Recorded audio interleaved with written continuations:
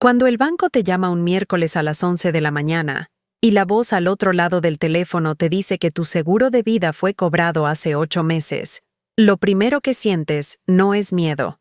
Lo primero que sientes es que cometieron un error, que confundieron nombres, que el sistema del HSBC falló, que alguien en alguna oficina de Guadalajara tecleó mal un número de póliza. Lo primero que piensas es que el mundo sigue teniendo sentido. Se me cayó el teléfono cuando la señorita me leyó el nombre del beneficiario. No el número de la póliza, no el monto, el nombre.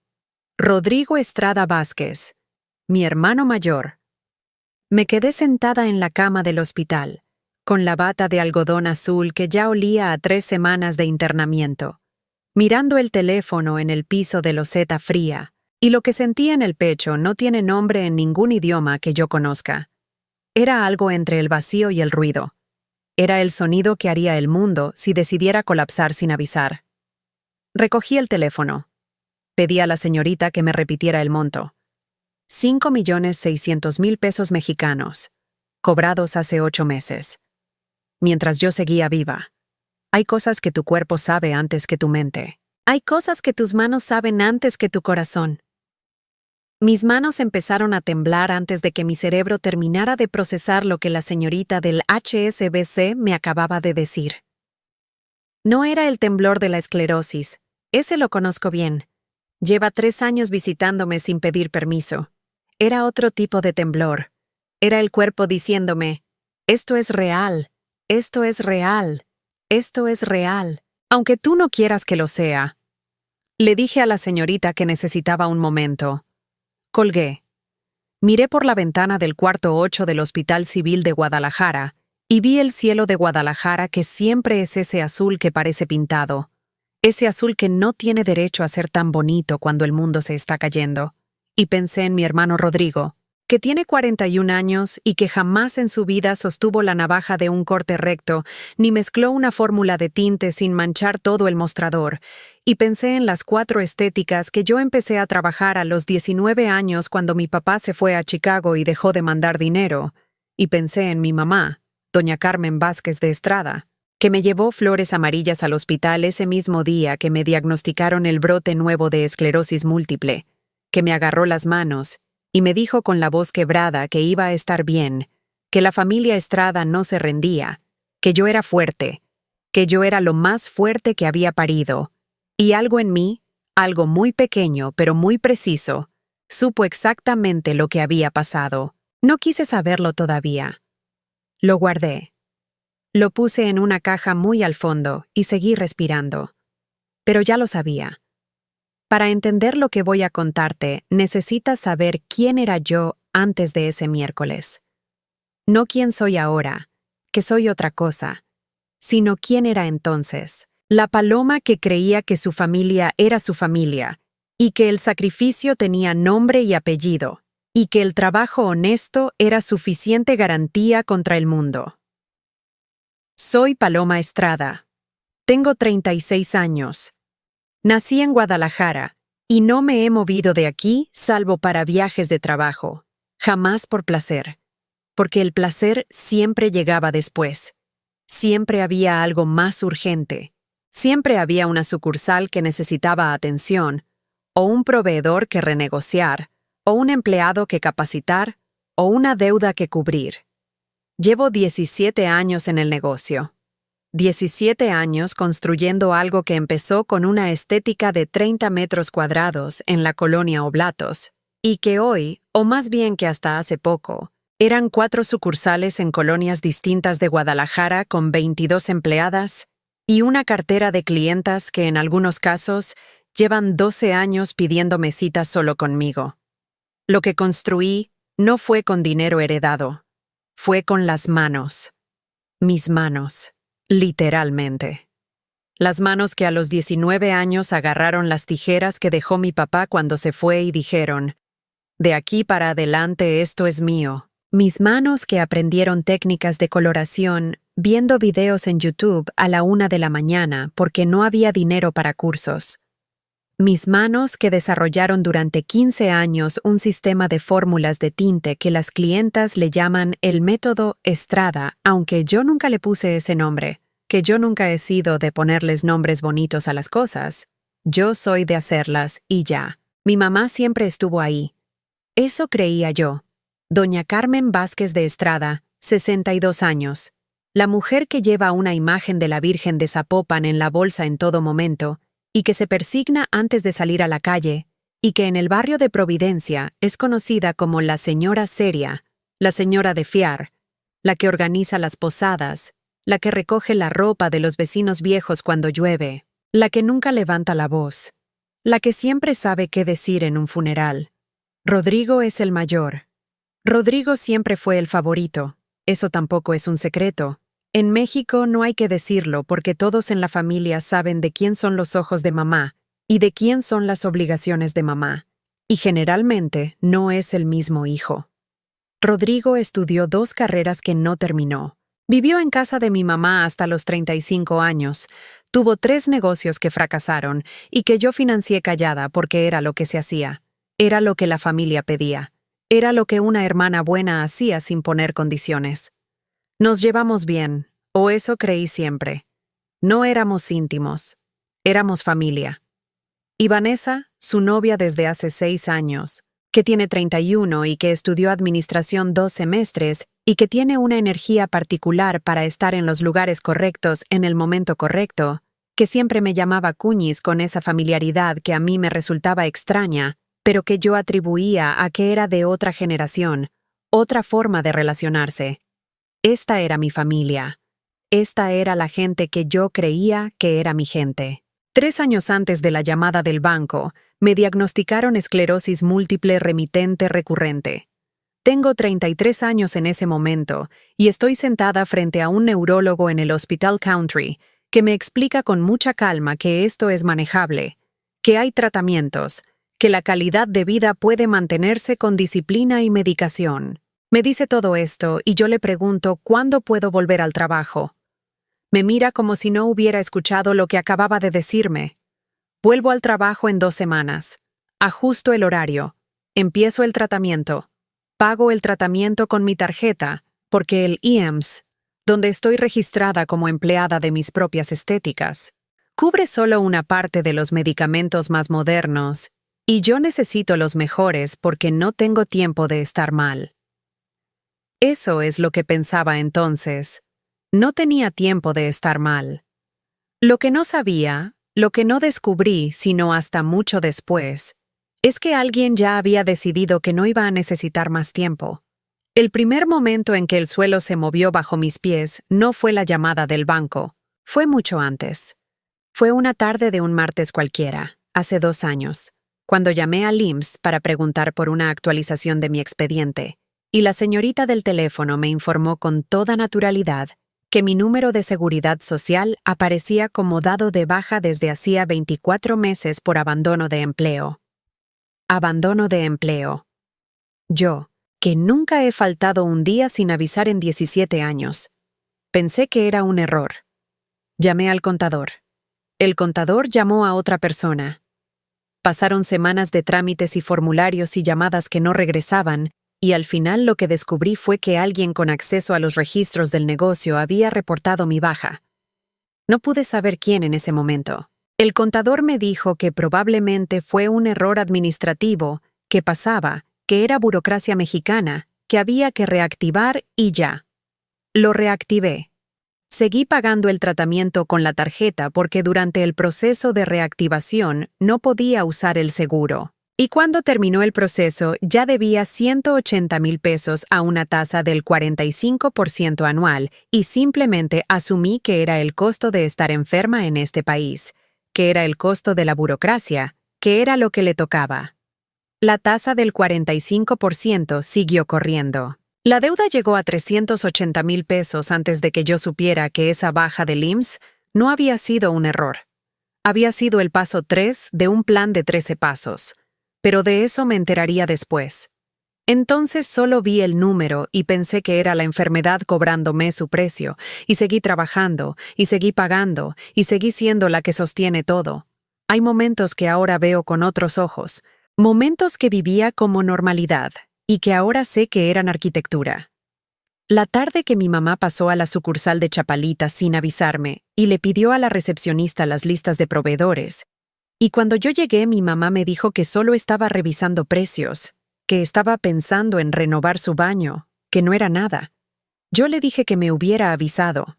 Ella me dijo que era su negocio también, que ella había cuidado esas estéticas desde niña, que yo a veces olvidaba que la familia era la familia.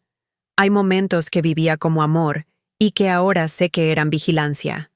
La vez que Rodrigo me preguntó con mucho detalle cómo estaba el tema de los seguros del negocio, qué pólizas teníamos, qué cubría cada una, si había seguros de vida vinculados a las propiedades. Yo le expliqué con paciencia porque siempre tenía paciencia para Rodrigo. Le expliqué que había un seguro de vida que había contratado hacía años cuando el negocio empezó a crecer, porque la asesora me dijo que era buena práctica, que protegía los activos del negocio. Le dije el monto aproximado. Le dije quién era la aseguradora. Rodrigo asintió. Cambió el tema. Ahora sé que en ese momento tomó nota. Hay momentos que vivía como coincidencia y que ahora sé que eran pasos en un cronograma. Pero antes de saber todo eso, antes de que el piso se terminara de caer, el piso se fue moviendo de a poco, y yo le busqué explicación a cada movimiento, y cada vez encontré una explicación que tenía sentido si decidías no ver el patrón. Y yo decidí no ver el patrón durante mucho tiempo, porque el patrón implicaba una conclusión que mi cerebro no estaba dispuesto a alcanzar, que mi familia me había decidido en papel. El internamiento empezó un jueves. Yo había tenido síntomas los días previos, el adormecimiento en el lado derecho que ya reconocía como señal de alerta, y el neurólogo me dijo que era un brote severo y que necesitaba hospitalización para el tratamiento con esteroides intravenosos. Me interné ese jueves pensando que era cuestión de 2 semanas como máximo. Fueron 6 semanas, las 6 semanas más largas de mi vida, y no por el dolor que lo había, ni por el miedo a la enfermedad, que también. Las más largas porque estaba lejos del negocio y no podía controlarlo, y eso me generaba una ansiedad que el médico me pedía que manejara, y que yo no sabía cómo manejar, porque el negocio era lo que yo era. Era la razón por la que me levantaba todos los días. Era el proyecto de toda mi vida. Mi mamá venía a visitarme todos los días sin falta. Traía comida de la casa porque decía que la comida del hospital no era nutritiva para alguien que necesitaba recuperarse. Traía flores. Traía el rosario. Se sentaba junto a mi cama y me tomaba la mano y me decía que todo iba a estar bien, que el negocio estaba en buenas manos, que ella y Rodrigo estaban cuidando todo, que yo me concentrara en recuperarme. Yo le creía. Mi mamá me llevó flores amarillas el mismo día que firmó mi acta de defunción falsa. Yo no lo supe entonces. Lo supe mucho después. Y cuando lo supe no pude recordar si las flores amarillas olían bonito o mal, porque no recordaba haber olido nada ese día. Solo recordaba las manos de mi mamá sobre las mías, y su voz diciéndome que me quería. Esa imagen y lo que supe después son las 2 cosas que más trabajo me cuesta sostener al mismo tiempo. El banco me llamó un miércoles 3 semanas después de que me dieron el alta. Todavía no estaba al 100%. Todavía tenía citas con el neurólogo cada semana y estaba ajustando medicamentos y aprendiendo a caminar despacio, a no forzarme, que era un aprendizaje difícil para alguien que nunca había caminado despacio en su vida. La señorita del HSBC me dijo que estaban haciendo una auditoría de pólizas y que habían detectado una irregularidad en mi expediente. Me explicó que mi póliza de seguro de vida mostraba un cobro por fallecimiento del titular ocurrido 8 meses atrás, que el beneficiario había cobrado el monto completo, 5.600.000 pesos. Beneficiario, Rodrigo Estrada Vázquez. Le pregunté con la voz muy quieta qué documentos habían presentado para tramitar el cobro. Me dijo que el expediente incluía un acta de defunción del registro civil, un acta de defunción con mi nombre completo, mi CURP, mi fecha de nacimiento, lugar de fallecimiento, todo en regla, todo con sellos, Todo falso. Le agradecí a la señorita. Colgué. Fue ahí, en esa habitación que ya no olía a hospital, pero donde todavía no olía del todo a mío. Fue ahí que la caja que había guardado muy al fondo se abrió sola, y lo que salió no fue llanto, sino algo mucho más frío, mucho más quieto, mucho más peligroso. No llamé a mi mamá. No llamé a Rodrigo. No llamé a nadie de la familia. Llamé a Lucía. Lucía Sandoval llevaba 9 años trabajando conmigo. Era la encargada de la sucursal de Zapopan, la más antigua de las 4, la que más facturaba. Era también la persona en la que más confiaba de todo el negocio. Habíamos pasado cosas juntas, clientes difíciles, proveedores que fallaban, la pandemia que casi nos mata a todos. Lucía era del tipo de persona que si le dices que necesitas silencio, guarda silencio, y si le dices que necesitas la verdad, te la dice aunque duela. El teléfono sonó 4 veces antes de que contestara. Su voz estaba rara. Esa rareza que reconoces cuando alguien está cargando algo que no sabe cómo poner en el suelo. Le dije que me había llamado el banco. Le dije lo que me habían dicho. Hubo un silencio de 3 segundos que duró como 3 horas y después Lucía dijo: Paloma, necesito verte. No por teléfono, en persona. Le dije cuándo y dónde. Hubo otro silencio y luego: ¿Tienes papel? ¿Tienes una pluma? Necesito que anotes algo. Le dije que sí. Me dijo que no comentara nada con nadie de la familia hasta vernos. Que era importante. Que muy importante. Colgué.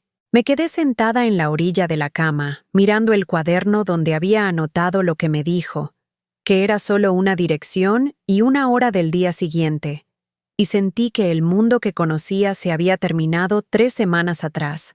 Mientras yo estaba en el hospital creyendo que me estaba recuperando, y que yo apenas me estaba enterando.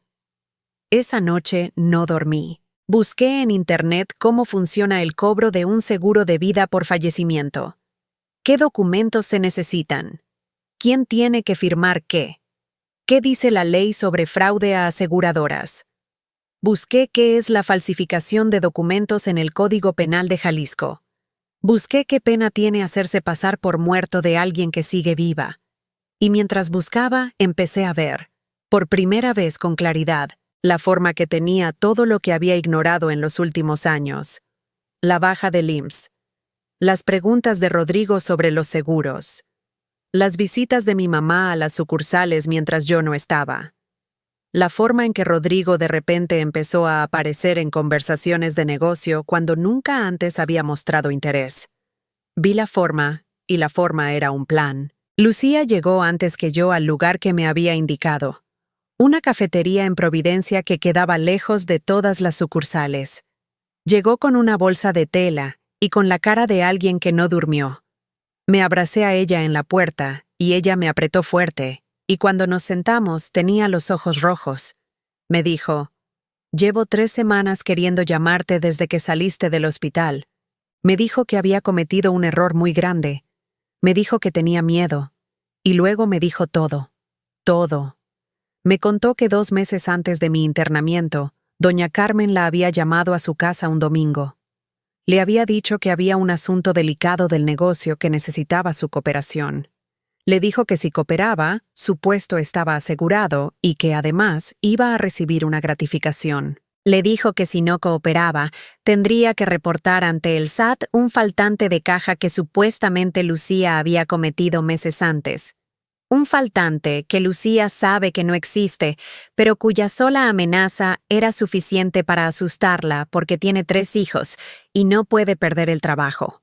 Mi mamá le dijo a Lucía que cuando yo estuviera internada iban a necesitar su declaración ante un corredor de seguros, que la declaración era simple, que Lucía, como persona de confianza del negocio, confirmaba que la señorita Paloma Estrada había fallecido durante su internamiento. Que era un trámite, que nadie iba a hacerle nada. Lucía me lo contó mirando la mesa. No podía verme a los ojos. Me dijo que en el momento pensó que era una locura, que nadie podía cobrar un seguro con una persona viva, que seguramente había algo que ella no entendía. que cuando llegó el momento y el corredor de seguros la llamó por teléfono, ella dijo lo que le habían pedido que dijera, que dijo, sí, señor, la señorita Estrada falleció, que la voz se le quebró, pero que lo dijo. Me dijo que lo había hecho y que desde entonces no había podido dormir. Yo la escuché sin interrumpirla. Escuché todo sin mover la cara, con las manos sobre la mesa, con el café enfriándose frente a mí. Y cuando terminó le pregunté si tenía algo que pudiera probar lo que me estaba diciendo. Lucía metió la mano en la bolsa de tela. Sacó una caja de tinte para cabello. Una caja de la marca que usamos en las estéticas, color castaño oscuro número 4, exactamente igual a las que están en los anaqueles de las sucursales. Me la entregó. Me dijo que la abriera con cuidado. La abrí. Adentro, donde va el frasco de oxidante, había una memoria SD envuelta en papel de plata. Me dijo, ahí hay 47 audios de WhatsApp. Todo lo que doña Carmen me mandó. Las instrucciones. El paso a paso. Cómo presionar al corredor. Cómo decirle al notario. Cómo firmar los papeles. Todo. Me dijo que los había guardado desde el principio porque algo en su interior le decía que iba a necesitarlos. Que cuando Rodrigo un día le revisó el celular en la sucursal, diciéndole que quería ver la galería de fotos del negocio, ella ya había transferido todo a una cuenta de nube que él no conocía. Que esa noche cuando llegó a su casa pensó que iba a morirse del miedo, pero que también pensó que tenía que hacer lo correcto. Me dijo, perdóname, Paloma. Guardé la caja de tinte en mi bolsa. Le dije que no iba a perdonarla todavía, pero que sí iba a necesitar su ayuda para lo que venía. Le dije que lo que me había dado esa mañana era lo más valioso que alguien me había entregado en mucho tiempo. Y era verdad. Era el arma. Era todo. Esa tarde, en mi departamento, conecté la memoria SD a mi laptop. 47 archivos de audio. Los abrí en orden cronológico. La primera vez que escuché la voz de mi mamá dando instrucciones sobre cómo falsificar mi acta de defunción, me tuve que parar de la silla e ir al baño. Puse las manos en el lavabo y me miré en el espejo y respiré. Me dije, ahora no. Ahora no es el momento de caerse. Ahora es el momento de escuchar todo y entender todo y guardar todo. Volví a la silla. Seguí escuchando. La voz de mi mamá en esos audios no es la voz que me llevaba flores al hospital. Es una voz que yo no conocía.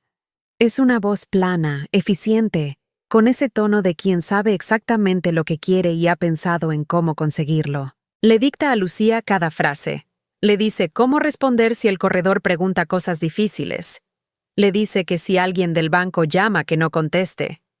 Le dice que el notario ya está coordinado y que no va a hacer preguntas. En el audio número 12, mi mamá le dice a Lucía, el poder notarial ya tiene la firma de Paloma. No te preocupes por eso. No preguntes cómo. Ese fue el momento en que supe que el problema era más grande de lo que pensé. Paré los audios.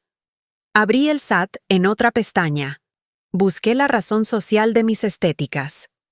Y ahí, en los registros del SAT, donde debería aparecer mi nombre como representante legal de las 4 estéticas que construí desde cero, aparecía el nombre de Rodrigo Estrada Vázquez, registrado desde hacía 4 años, con un poder notarial general. Un poder notarial general que yo nunca firmé. Cerré la laptop, la abrí, la cerré. Esto no era un fraude al seguro. Esto era un sistema. Alguien había planificado, con tiempo y con detalle, el desmantelamiento de todo lo que yo era. El negocio, el seguro, la identidad legal, todo. No era Rodrigo. Rodrigo no tiene la capacidad de organizar un sistema así. Rodrigo es el instrumento, el que firma donde le dicen que firme, el que cobra donde le dicen que cobre. El que diseñó esto era mi mamá. Esa noche busqué en la computadora vieja del negocio, la que todavía estaba en mi departamento porque yo siempre me llevaba equipos que ya no usaba en las sucursales. Busqué en las carpetas antiguas. Busqué durante 2 horas con las manos frías y el corazón en la garganta. Y encontré un archivo de Excel titulado Proyecto Paloma. Hay 13 pasos. Hay columnas con fechas. Hay columnas de estatus. Pendiente, en proceso, completado. Está el paso 1, que es dar de baja del IMSS a la titular, con fecha de ejecución de hace 2 años y estatus, completado. Está el paso 5, que es modificar representante legal ante SAT. Está el paso 8, que dice modificar beneficiarios de pólizas de seguro. Está el paso 11, que dice esperar internamiento para activar fase final. Esperar internamiento. Me tuve que parar otra vez. Fui a la cocina. Bebí agua directamente de la llave porque no encontré el vaso. Me quedé de pie mirando el fregadero 1 minuto entero. Alguien esperó a que me enfermara para ejecutar la fase final. Alguien esperó a que mi cuerpo fallara, a que la esclerosis me pusiera en cama, a que yo estuviera tan ocupada tratando de no perder la movilidad que no pudiera poner atención a nada más. Alguien calculó que mi enfermedad era la ventana. Volví a la computadora. Seguí leyendo. El paso 13 dice: gestionar apertura de nueva unidad de negocio con marca Estrada bajo nuevo titular. Fecha: 6 meses post-activación. Estatus: en proceso. Abrí Instagram. Busqué el nombre de las estéticas. Encontré una cuenta nueva. Apertura reciente. Colonia Chapalita. En el bio decía: el nuevo concepto de la familia Estrada. Las fotos eran del local, del equipo, de las instalaciones. Las publicaciones hablaban de técnicas de coloración exclusivas, de un sistema de fórmulas propio. El sistema era mío. Las recetas eran mías. Las había desarrollado en 15 años de trabajo.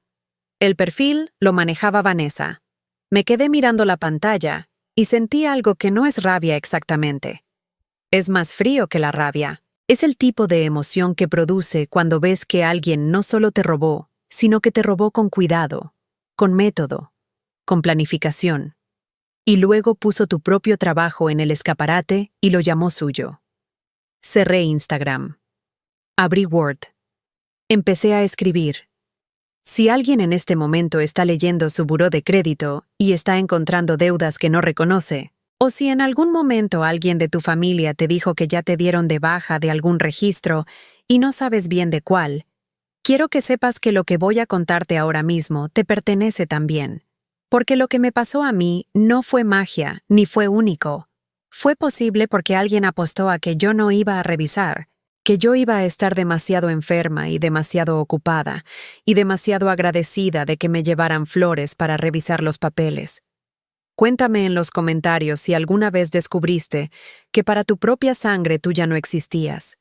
Porque yo voy a contarte exactamente lo que hice cuando lo descubrí. Había algo más. Lo sabía. Había algo más debajo de todo lo que ya sabía. Porque ese es el problema con los sistemas de engaño. Tienen capas. Y la primera capa que ves casi siempre es la más reciente. Debajo hay algo más viejo. Revisé mi historial crediticio esa misma noche. El buró de crédito muestra en pantalla con mucha claridad los créditos activos, los cerrados, los en mora. Tenía 2 que no reconocía. Un crédito automotriz por 580,000 pesos. Un BMW. Otro por 410 pesos. Una camioneta. Ambos en mora. Ambos con meses de atraso que ya habían destruido mi score crediticio. Ambos a mi nombre. Que yo nunca solicité. Busqué las fechas de apertura. El BMW tenía 16 meses. La camioneta, 14. Ambos tramitados mientras yo estaba viva, presente, trabajando.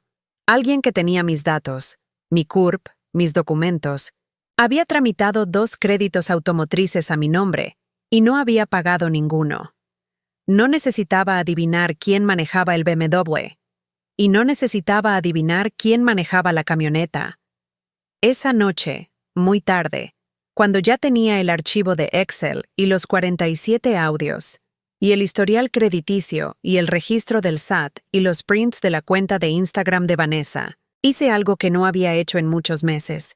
Saqué el rosario que tengo desde que tengo 12 años, el de cuentas azules que me dio mi abuela que ya murió, y lo sostuve en la mano sin rezar nada. Solo sostenerlo. Solo sentirlo. Luego lo guardé y abrí el buscador y busqué. Despacho de Abogados Penalistas Guadalajara, especialistas en fraude. Encontré el nombre de la maestra Ontiveros. Despacho en Avenida Américas, especializados en derecho penal y delitos patrimoniales. La ficha decía 20 años de litigio penal en Jalisco. Le mandé un correo a las 2 de la mañana. A las 8:30 de la mañana siguiente me contestó. La maestra Ontiveros tiene ese tipo de presencia que ocupa la habitación sin hacer ruido. Es una mujer de unos 50 años, con el cabello recogido y los lentes sobre la punta de la nariz, y una forma de escuchar que te hace sentir que cada palabra que dices está siendo catalogada, clasificada, pesada. Me senté frente a ella con mi laptop, con la memoria SD, con el folder de prints que había armado la noche anterior, y le dije: Maestra, necesito que sepa que tengo todo. No vengo a preguntarle qué hago. Vengo a preguntarle cómo lo hago bien. Me miró sobre los lentes. Asintió una vez. Escuchó los 47 audios sin interrumpirme. Los escuchó con los ojos cerrados y las manos en el escritorio y la expresión de alguien que está construyendo una arquitectura mental en tiempo real. Cuando terminó el audio 47, que es mi mamá diciéndole a Lucía que el corredor ya está avisado y que lo único que falta es la llamada de confirmación, la maestra Ontiveros se quitó los lentes, apagó la grabadora que había encendido al inicio de la reunión y dijo: Señorita Estrada, su madre no solo cometió fraude, la mató en papel. Eso en Jalisco se persigue de oficio y no tiene fianza. Hubo un silencio. Yo dije: ¿Cuánto tiempo necesitamos para tenerlo todo listo? Ella dijo: Usted ya hizo el trabajo más difícil. Yo necesito 2 semanas para estructurar las querellas.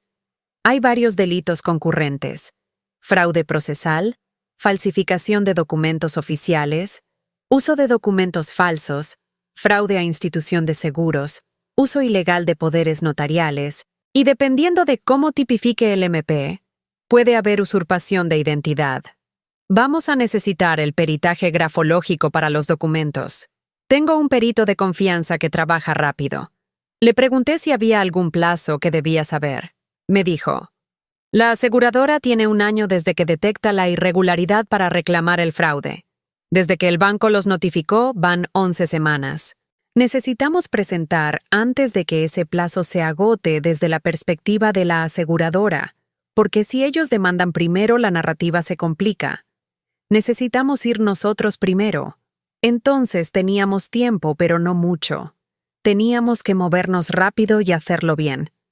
Le dije: De acuerdo. Me extendió la mano. Se la estreché. 2 semanas después, que fueron las 2 semanas más largas y más extrañas de mi vida, volví al despacho, porque durante esas 2 semanas yo seguí viviendo, seguí yendo a citas médicas, seguí hablando con mi mamá por teléfono, seguí siendo la paloma que todos creían que era, la que se estaba recuperando despacio, la que estaba agradecida por el apoyo familiar, la que no sabía nada. Eso fue lo más difícil, no el miedo, no la rabia. Lo difícil fue hablar con mi mamá por teléfono el viernes siguiente como si nada, escuchar su voz preguntándome cómo me sentía, escucharla decirme que rezaba por mí todos los días en la misa de 8 y responderle: Bien, mamá, aquí poco a poco. Gracias. Gracias. La palabra más indefensa del idioma. Decirle gracias a la persona que te firmó muerta en papel mientras te llevaba flores de visita. Colgué el teléfono y me quedé sentada en el sillón con el celular en la mano sin poder mover los brazos durante un momento que no sé cuánto duró. Mi cuerpo tenía que procesar la distancia entre lo que acababa de hacer y lo que sabía. Era como sostener 2 realidades al mismo tiempo, la real y la que mi mamá creía que yo creía, y mantenerlas separadas y no dejar que se tocaran. Rodrigo me mandó un mensaje esa semana también. Me preguntaba cómo estaba. Me decía que el negocio iba muy bien, que estuviera tranquila, que él tenía todo bajo control. Él, que jamás cortó un cabello. Le contesté: Gracias, Rodrigo. Me alegra saber que todo está bien. Y pensé: Sí, todo va a estar muy bien. Para mí. Pero no lo mandé. Mandé solo el gracias. Hubo un momento esa semana que casi lo arruina todo. Mi mamá me dijo por teléfono que quería pasar a verme, que quería llevarme caldo de pollo porque sabía que me hacía bien. Me dijo que tenía ganas de verme, que la extrañaba. Y hubo un segundo, solo un segundo, donde la Paloma de antes de saber todo sintió algo. Algo que no debería haber sentido dado todo lo que sabía. Algo que se llama amor, y que no desaparece solo porque descubras que la persona que te lo dio también te diseñó una muerte en papel. Ese segundo fue el más peligroso de todo el proceso. Luego el segundo terminó. Le dije que estaba cansada, que mejor la semana siguiente. Me agradeció que le dijera. Me dijo que me quería. Colgué. Fui al baño a lavarme la cara con agua fría. Regresé a la laptop. Seguí trabajando. La maestra Ontiveros me mandó el borrador de la querella penal el jueves de la segunda semana. Era un documento de 42 páginas. 42 páginas que desmontaban, firma por firma, cada documento falso. El peritaje grafológico probaba que las firmas en el poder notarial que ponía a Rodrigo como representante legal de las estéticas no correspondían a mi trazo.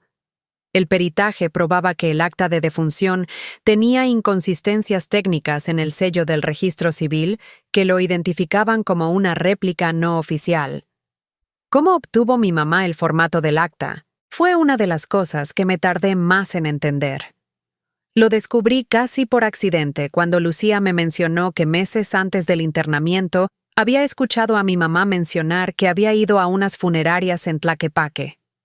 No para un funeral, para pedir cotizaciones, para ver los formularios, para ver cómo se veía el papel oficial del registro civil en una copia de acta de defunción, de modo que quien la copiara supiera exactamente qué reproducir. Mi mamá fue a 3 funerarias distintas con el pretexto de pedir cotizaciones de servicios para obtener los formatos que después replicó con mis datos. La persona que organiza las posadas, la que se persigna antes de salir, la que lleva a la Virgen de Zapopan en la bolsa, la que fue a 3 funerarias para ver cómo se veía mi acta de defunción antes de mandarla a hacer. La querella incluía también la solicitud de nulidad de todos los poderes notariales emitidos a nombre de Rodrigo, con mi supuesta firma.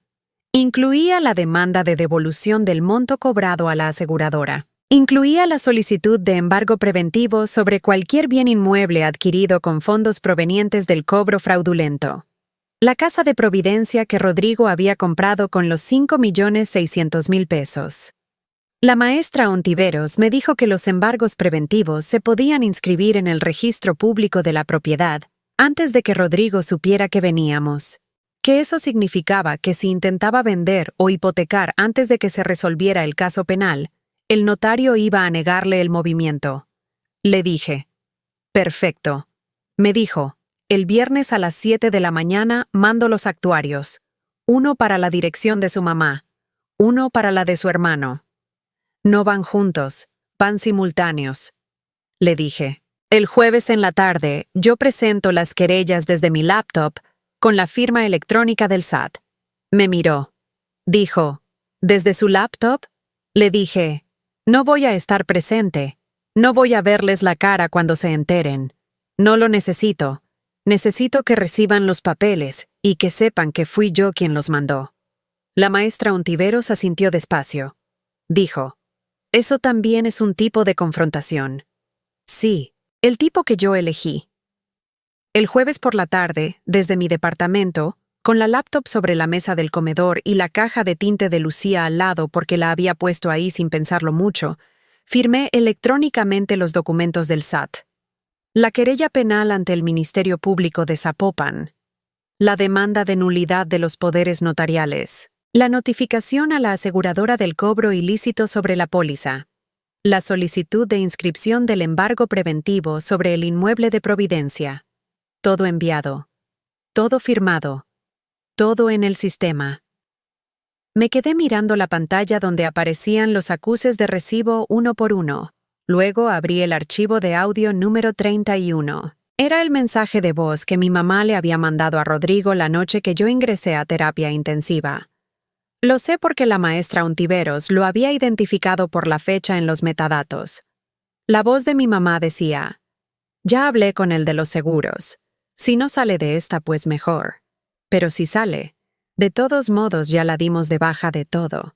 Legalmente esa mujer ya no existe. Si no sale de esta, pues mejor. Lo escuché 3 veces. No porque no lo hubiera entendido la primera vez, sino porque quería sentir exactamente lo que era antes de que la frialdad de los días siguientes me lo cambiara. Lo sentí. Fue suficiente. Cerré el archivo. A las 7 de la mañana del viernes sonó mi teléfono. Era Rodrigo. No contesté. Sonó de nuevo. No contesté. Sonó una tercera vez. Esta vez lo corté deliberadamente. 40 minutos después recibí un mensaje de texto. Solo decía: ¿qué hiciste? Le respondí: lo que debía hacer desde hace mucho. Que te vaya bien, Rodrigo. Lo que sucedió después no lo viví en tiempo real. Lo fui sabiendo en fragmentos, en días, en semanas. Lo fui armando como se arma todo en este tipo de historias. De a poco, con paciencia, con la certeza de que cada pieza que faltaba aparecería cuando tuviera que aparecer. La aseguradora recibió la notificación del cobro ilícito y activó su propio proceso de recuperación. Le notificaron a Rodrigo que tenía que devolver los 5.600.000 pesos más los intereses moratorios acumulados en 8 meses. Rodrigo no tiene liquidez. El dinero lo invirtió en la casa de Providencia y en los 2 autos que están registrados a mi nombre. La casa tiene el embargo preventivo. Los autos están relacionados con los créditos fraudulentos que también están siendo investigados. No puede mover nada. No puede vender nada. No puede hacer nada. El notario, ante quien intentó vender la casa una semana después, le informó que el inmueble tenía un embargo preventivo inscrito en el registro público de la propiedad y que no podía proceder con ninguna transacción hasta que concluyera la investigación penal. Rodrigo preguntó quién había inscrito el embargo. El notario le informó que había sido inscrito a solicitud de la señorita Paloma Estrada Vázquez. Me lo contó la maestra Ontiveros con una sequedad que era en realidad satisfacción contenida. Vanessa cerró la estética de Chapalita en 3 semanas.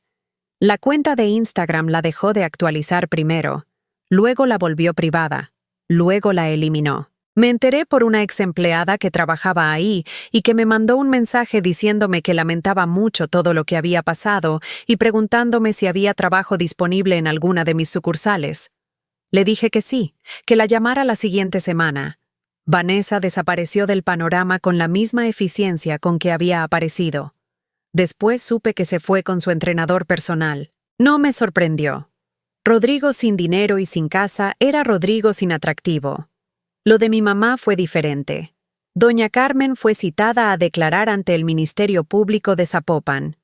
La maestra Ontiveros me informó que en su primera declaración, mi mamá dijo que ella no sabía nada de ningún fraude, que Rodrigo había actuado solo, que ella solo había firmado algunos papeles que su hijo le pidió sin saber bien qué eran. La fiscalía le presentó el audio número 31. El de la noche que yo ingresé a terapia intensiva. Si no sale de esta, pues mejor. La declaración de mi mamá cambió en la segunda sesión. Empezó a hablar de que tenía presión arterial alta, de que no recordaba bien los detalles, de que había cosas de las que no podía responder porque estaba mayor. La maestra Ontiveros me dijo: tiene muy buen abogado, pero tenemos 47 audios. El buen abogado no es suficiente contra 47 audios. El proceso penal lleva su tiempo, eso lo sé. En México la justicia formal avanza despacio y con muchos tropiezos. Pero la justicia informal, la que opera en las colonias y en las misas y en las asociaciones de vecinos, esa es más rápida. Estela, la comadre de mi mamá que es presidenta de la Asociación de Vecinos de Providencia y que había sido su amiga más cercana durante 20 años, se enteró de lo que pasó porque en Providencia las noticias viajan rápido y las noticias graves viajan más rápido todavía. Se enteró antes de que yo hiciera nada para que se enterara.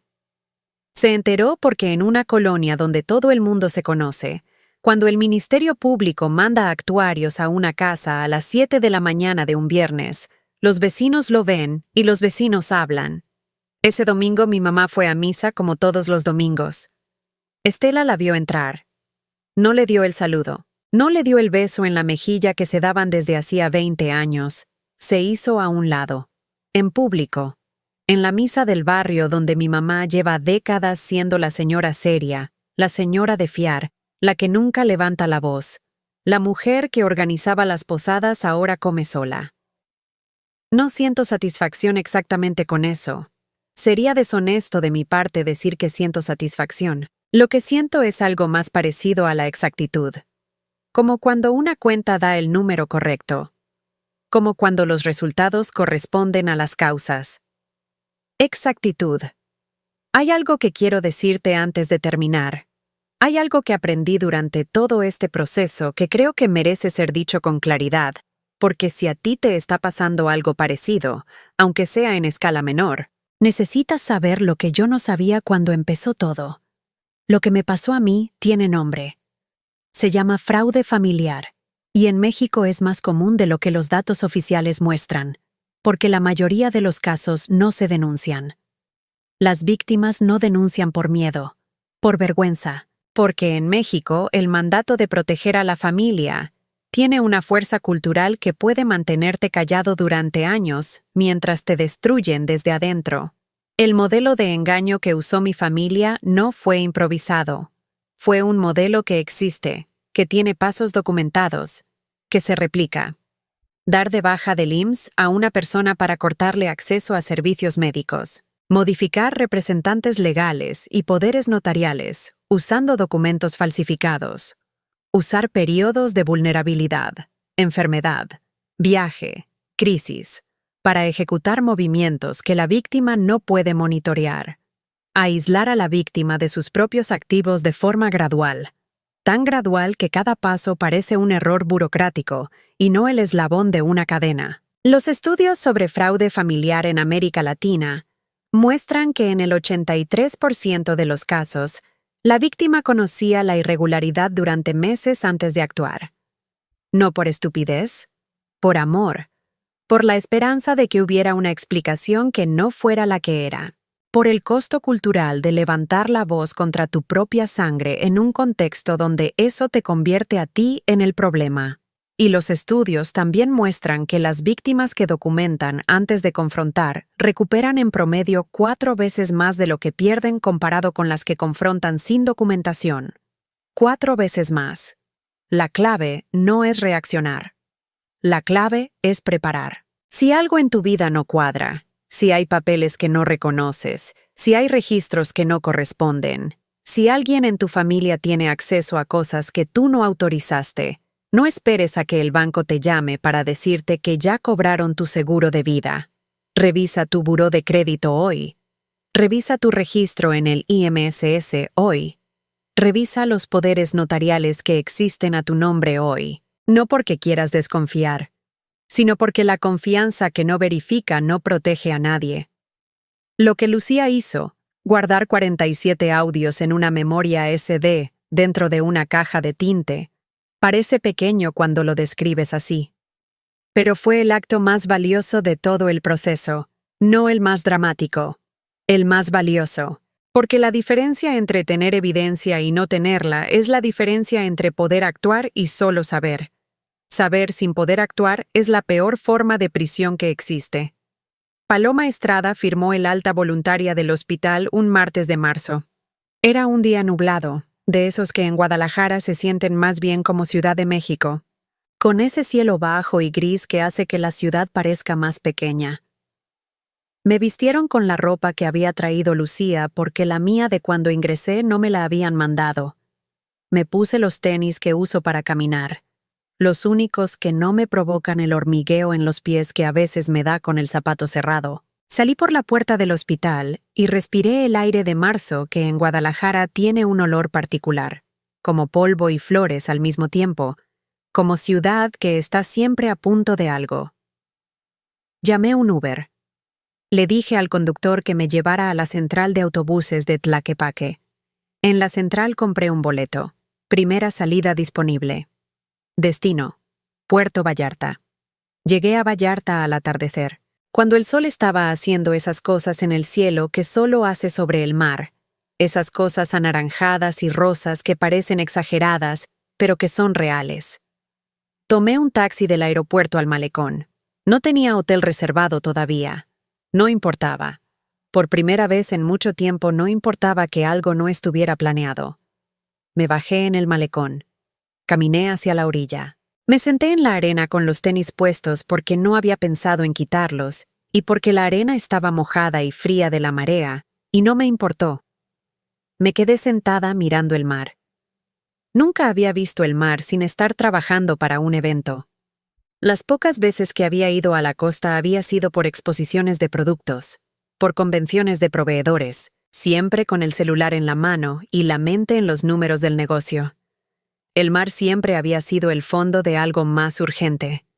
Ese atardecer el mar era el fondo de nada. Era solo el mar. Saqué el teléfono. No para contestar mensajes.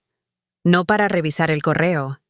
Para buscar una página que había tenido en favoritos desde hacía 2 años, desde una tarde que estaba esperando en una sala de urgencias, y entré al sitio del ITESO casi sin querer, y vi el programa de licenciatura en diseño de interiores, y lo guardé en favoritos con la vaga idea de que algún día, cuando las cosas estuvieran tranquilas, lo revisaría.